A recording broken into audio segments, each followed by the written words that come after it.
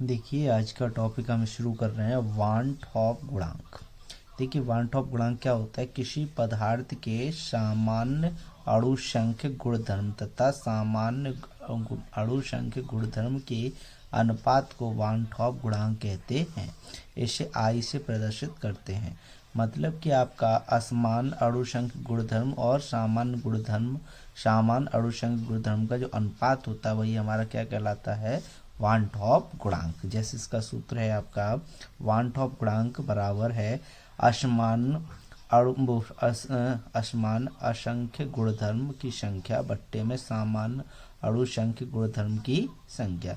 इनका जो अनुपात होता है वही हमारा क्या कहलाता है, वान टॉप का गुणांक। अब इसके लिए दो नियम और हैं इसके, वो कौन कौन से जरा देखते हैं। पहला है अपना संगुणन की मात्रा। इसमें क्या कहता है, किसी पदार्थ के कुल अणुओं की संख्या में संगुणन के अणुओं की संख्या को संगुणन की मात्रा कहते हैं। अब देखो कैसे निकालते हैं इसको। जैसे कोई हमने अभिक्रिया ली ए और यहाँ ए, तो इसको बैलेंस करें, यहाँ एन लगाया यहाँ पे, तो प्रारंभ में कोई भी चीज़ कितनी बनी है, एक। जब कोई समय नहीं लगाया तो यहाँ पर क्या रह जाएगी अपनी, 0।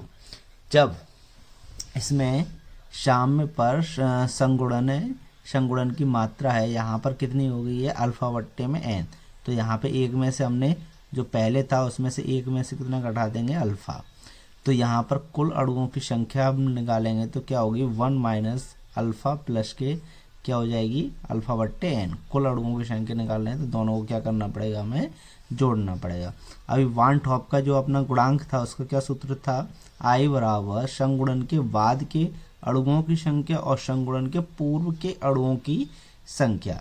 बाद में अपने यही तो बने हैं और पहले क्या थे अपने, ये वाले थे। तो इसी प्रकार से हमने बाद वाले के लिए कौन सी संख्या रखेंगे, ये वाली। तो क्या रखेंगे, आई बराबर 1 माइनस अल्फा प्लस के अल्फा बट्टे एन।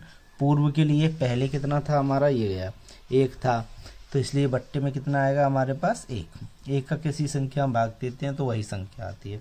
तो यहाँ पर क्या हो जाएगा, आई बराबर 1 माइनस अल्फा प्लस के अल्फा बट्टे एन। यदि ये 1 यहाँ प्लस का इधर भेज देंगे, किसका हो जाएगा, माइनस का। तो क्या होगा, आई माइनस के 1 बराबर माइनस के अल्फा प्लस के अल्फा बट्टे एन। ठीक है, अब इसको हम क्रम से लिख रहे हैं, ये प्लस की संख्या ये माइनस की है, तो यहाँ पे हमने क्रम से लिख लिया। यदि हम इसमें से क्या है, अल्फा है वो क्या ले लें, कॉमन, तो क्या रह जाएगा 1/n माइनस के 1। यदि यहाँ से अल्फा का मान निकालें तो ये संख्या में कहाँ भेजनी पड़ेगी, बट्टे में। तो क्या हुआ, अल्फा बराबर आई माइनस के 1 बट्टे में 1 बट्टे में एन माइनस के 1। ये किसके बराबर निकल के आया हमारा, अल्फा के बराबर। देखिए दूसरा अपना है वियोजन की मात्रा। जैसे संगुणन की मात्रा थी उसी प्रकार से वियोजन की मात्रा। इसको देखते हैं, ये क्या है, किसी पदार्थ के कुल अणुओं की संख्या में वियोजन के अणुओं की संख्या को वियोजन की मात्रा कहते हैं। जैसे सेम थी वैसे अभिक्रिया वो यही वाली है, प्रारंभ में 1 है और बाद में कुछ नहीं है। ठीक है, साम्य पर वियोजन की मात्रा में 1 माइनस कितना है, अल्फा बना हुआ है, तो यहाँ से माइनस अल्फा कम कर देंगे। वही है, कुल अणुओं की संख्या निकालेंगे तो दोनों को क्या कर देंगे, जोड़ देंगे। वान टॉप गुणांक का अपना सूत्र लगाएंगे, माइनस के आई बराबर वियोजन के बाद के अणुओं की संख्या और वियोजन के पूर्व अणुओं की संख्या। बाद में कितनी है, 1 माइनस अल्फा प्लस के एन अल्फा है, और पहले पूर्व में कितनी है, 1 है। तो वही सूत्र हमने यहाँ पर लिख दिया। 1 का भाग देंगे तो वही संख्या आएगी, ये आ गई।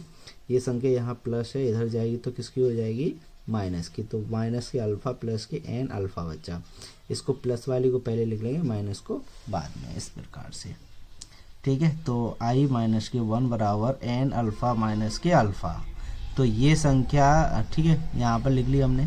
दोनों में से कॉमन क्या ले लिया हमने, अल्फा। अल्फा का मान निकालेंगे, ये संख्या इसके बट्टे में भेज देंगे, तो आई माइनस 1 बट्टे में एन माइनस 1 किसके बराबर है, अल्फा। तो कैसे लिख सकते हैं इसको, अल्फा बराबर आई माइनस के 1 बट्टे में एन माइनस के 1। यहाँ पर ये किसकी मात्रा निकली है, हमारी वियोजन की मात्रा।